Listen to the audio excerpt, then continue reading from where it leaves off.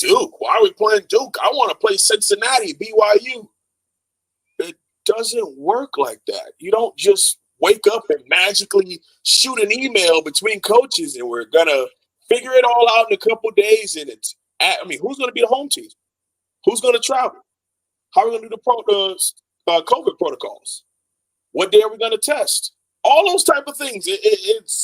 It's crazy, man. And it may not just be Miami fans. I can only speak to Miami Hurricanes fans because I am one. But, man, it can be bad, Mark. Well, what I pointed out when that was brought up was, yeah, it's nice to dream. It's nice to think. Would I want to see Miami play Cincinnati or BYU just for the entertainment of it and to be able to start comparing teams? Yeah, absolutely. I would love it. I would love a lot of teams to play.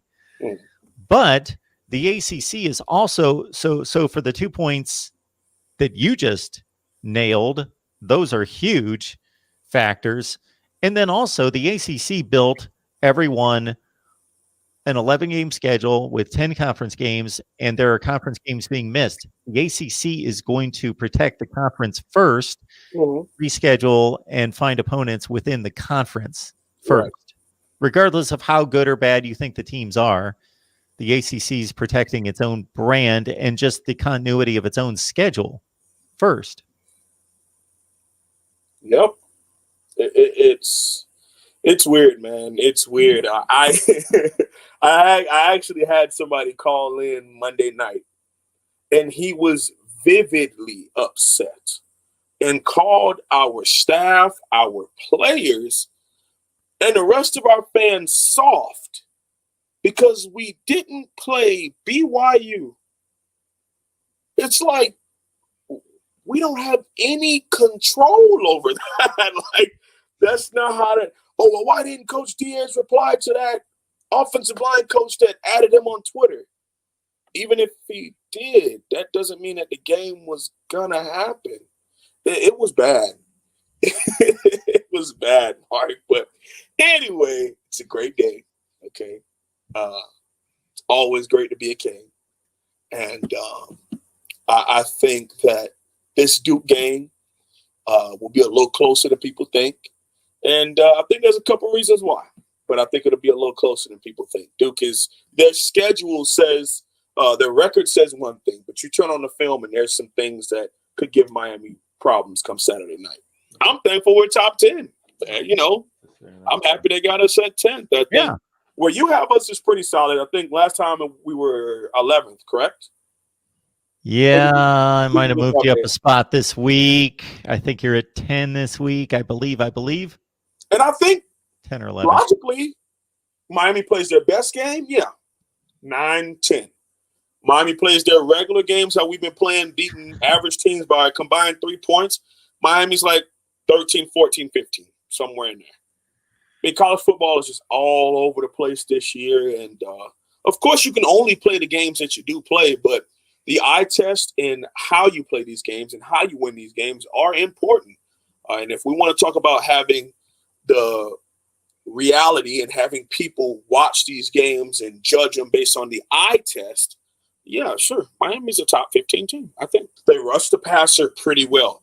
They run a 3-4 odd front, okay? And then if we give them anything higher than 11 personnel, 1 back, 1 tight end, if we go 2 back or we go 2 tight end, they bring both their rush linebackers up and give a 50 front. And if we don't double team someone, that leaves the one position that's been among the worst on our team, offensive line, in one-on-one situations. That's not a good look for us, okay? We haven't been doing well with 5 versus 4. What are we going to do with 5 versus 5, okay? Which means you have to leave Brevin Jordan and or one of the backs in there to help you. And then when you do that, you take away from the speed and athleticism down the football field. And now De'Aaron King has to try to play All-American in the backfield, and it doesn't work out well. I think we're 112th ranked offensive line, and they have like the 51st pass rusher rating. And they're very slender-framed guys. They're not power rushers. They are athletic, nimble, speed, finesse type players. So they try to get skinny and try to scoop between gaps. They don't just try to bull rush you and man their gap. They try to slide and slip in between. And it doesn't work out well if you are trying to play power and they're playing finesse and they have the leverage on you.